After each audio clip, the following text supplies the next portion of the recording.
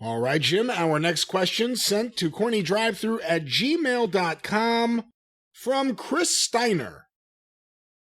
Aha! The brother of Arnold Steiner and uncle of Rex Steiner. My question relates to Rick Rude in the late 80s and early 90s WWF career. 1, why did Rick Rude never win the WWF title? He had it all and was an epic heel who was genuinely tough in the squared circle.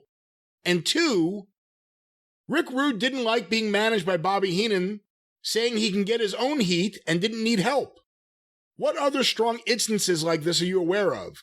Was Rick correct to feel this way or not, as Bobby is a legend?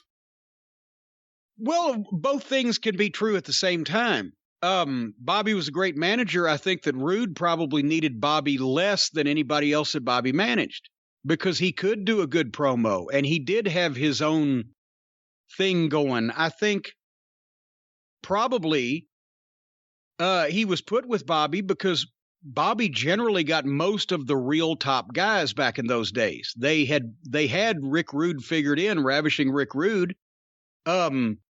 They were going to use him, so they didn't, put him with some flunky manager. They put him with Bobby Heenan. That automatically gave you main event status in the WWF. Now, whether Rude felt that way at the start, can be up for debate. I don't think Rude was as good when he got there as he was 2 or 3 years later after he had, had the run for a while and really perfected the thing. So maybe they thought he needed Bobby at the start. Maybe he did need Bobby at the start. Maybe he didn't later on. The point is, Rude never being the champion. Look what were we talking about? 1987 through 1992. Look who the fucking champions are. Hulk Hogan, Randy Savage, and the Ultimate Warrior. And Ric Flair. So, fuck. Just because you didn't win the title when those guys were eligible to be champion doesn't mean that you were treated like chopped liver.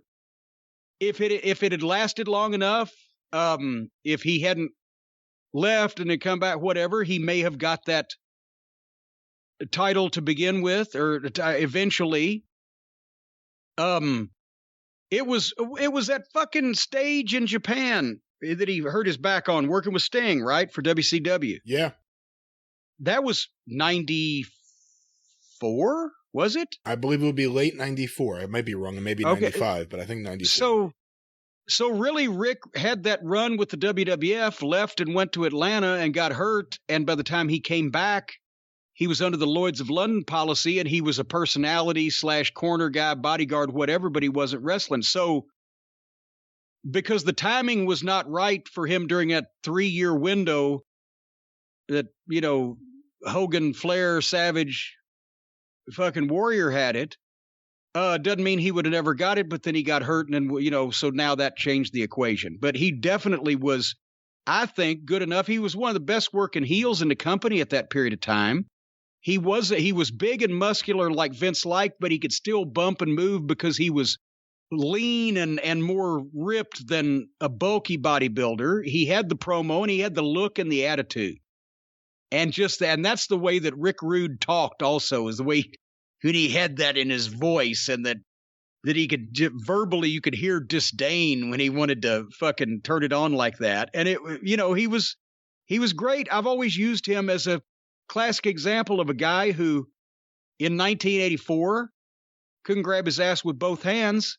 And 5 years later, after being given a couple of breaks and put in a couple of spots to work with a few veterans to get his shit together, to start to mature and learn, 5 years later, he's one of the best talents in the business. But it was a step-by-step process of going from territory to territory and taking something different from each place and being slowly moved up the ladder. And, but yeah, that just timing was the only reason why probably that he, of course, obviously, back in those days, Vince was not going to let a heel run with the belt for too long, but they still did get it at some point. But, it's just timing. And he had the Intercontinental belt. He was aligned with the Heenan family when it was the top heel stable. And he thickened up after the fact. Like, he was still pretty skinny for the Warrior feud in 89, got thicker, it seemed, and cut his hair in 90. By the time he was in WCW, he was a badass. You know, everyone talks about how he was a badass in real life. I didn't know that as a kid watching Ravishing Rick Rude. I thought he was a pussy with the fucking long hair and the fucking skinniness, and he's running from the Warrior. I didn't think he was tough. It wasn't until he cut his hair and got a little thicker and started wrestling more tough that I realized it. Yeah, and by the way, when he was skinny, he was still fucking tough too. He just, and that's the thing. It was funny. I've told the story when he was just green in Louisiana, and Dennis tried to call a simple spot and he couldn't get it. That's another case of working with a guy to the way that he's presented. Because there was Rick Rude. He was tall. He had a good body. He was muscular. He was obviously strong. He was a fucking arm wrestling fucking champion. He was a badass. He could fucking knock you out. But we had to treat him like a job guy because that's the spot he was in. And also he was green and he couldn't hold it up in the ring performing. But so we didn't go in like, well, this guy's a real legitimate badass, so we're going to work with him like he's a world beater. No, because he was being presented like an underneath green, inexperienced preliminary guy. So that's the way we worked with him. And he didn't get mad and beat everybody up because that's the way it was. But then 5 years later, as I mentioned, he's on top of the world because he's gone through that process. To a point in the question before, beyond Rick Rude, but just looking at wrestling in general, you've talked in the past how you weren't necessarily pleased with being put with Mantar.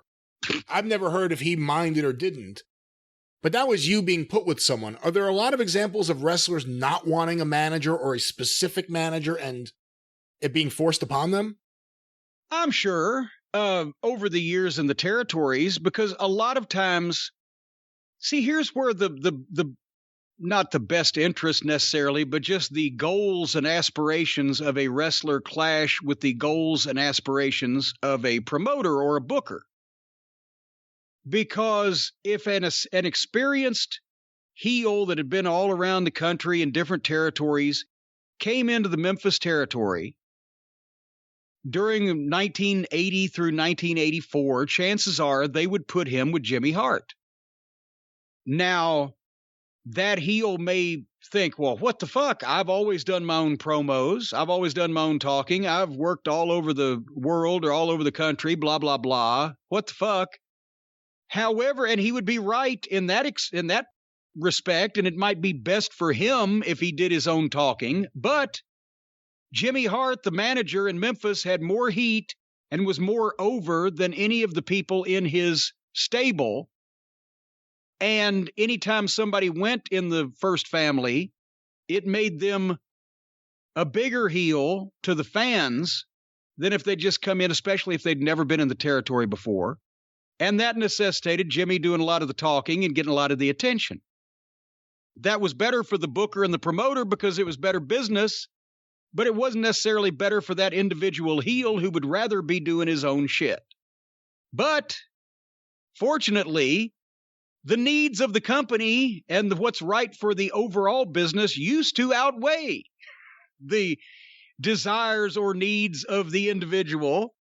And guys used to just either fucking do what they were supposed to do or goddamn go somewhere else. But now it's all about, well, we've got to cater to this one individual. Whatever he can do to get himself over, we can't stop that because it might be better for the whole company. We need to let him do whatever he wants to do. So sometimes a guy would want a manager, sometimes he wouldn't. Sometimes if you were a pro like Bockwinkel and Stevens, neither one of those guys needed a manager, but when they were put together with Bobby Heenan, it was just, it worked and they could see it. And so then there wasn't a problem. I mean, I don't know if Mantar enjoyed being managed by me for one TV match and maybe a house show. I can't remember. It didn't go very long. But it was a rib on me because here's this fucking goof that they've brought in. And I'm sorry, I'm sure he's a nice guy. But he looked like a fucking idiot. He was completely unheard of. And they brought him in because somebody saw the picture and the moose head on his head and either were fans of Moose Cholak in his prime or just thought it'd be funny. And then they realized as they saw him standing there, well, this is going to be drier than a nun's twat. So the Cornette, go out with him. And they were kind of fucking with me too. Like, see what happens here. And it was the shits because his timing was the shits and it was the shits of a match. And then I got out of it and he was there for a while and never did anything because they realized what they had. And I don't even remember passing a word with the guy. It's like I've mentioned, I found out 10 minutes before he was going to go out that I was his manager. So then I went up to him and said, I'm going out with you. Oh, okay. I don't know. It was not good. All right. Well, Jim, a lot of wrestlers may or may not want their manager. A manager could be important. But what is certainly important is an advocate. Is the right attorney in your corner? That's exactly right, because you need an advocate. You need a spokesperson. You need a guardian angel, if you will, to traverse the shark-infested legal waters of the jurisprudence system and deliver you safely to the other side while paying the ferryman with the money that he collected from your greedy and avaricious opponent in that particular suit. You know who I'm talking about, ladies and gentlemen, the consigliere himself, this man. Call Stephen P. News.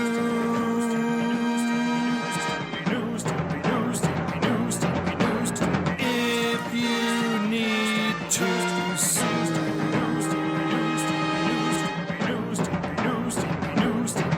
An outlaw mud show or two. He'll sue the rest. Brian, I was just mulling over in my mind. Did you hear me mulling while that music was playing? Mulling.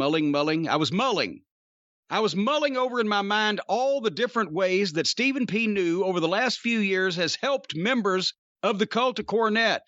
I know there was a couple over in Minden, West Virginia, that he saved the entire town from their poisoned groundwater and the chemicals that were left that caused everybody to get cancer. He's defended people's rights and privileges after their hearing was damaged by the defective earplugs given to our service people. He's defended people's rights when they were assaulted in various unsavory ways by physicians at the Veterans Administration, our veterans that had gone for help. He assisted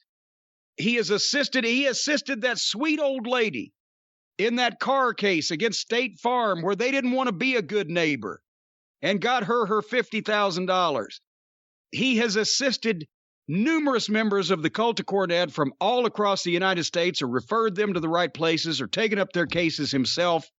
And he has gotten them paid and compensated for a variety of ailments or misfortunes or injuries or things that were caused by the disgruntlement, the malfeasance, the incompetence, or the lack of caring of others. And you can join, ladies and gentlemen, on that long list of people that have been helped if you go to newlawoffice.com or call 888-692-8084.